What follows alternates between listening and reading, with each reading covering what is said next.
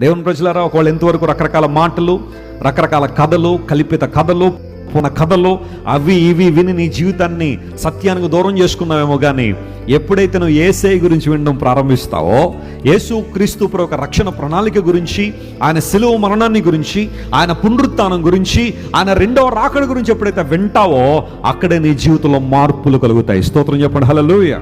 విన్నావా యేసయ్య గురించి? మన సండే స్కూల్ పిల్లలు చక్కని పాట పాడతారు, నాకు కూడా చాలా ఇష్టం ఆ పాట.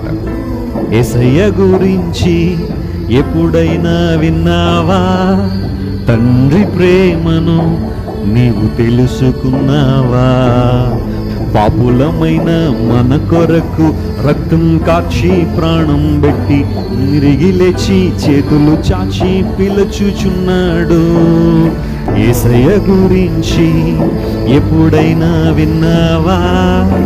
తండ్రి ప్రేమను నీవు తెలుసుకున్నావా? యేసయ్య గురించి ఎప్పుడైనా విన్నావా?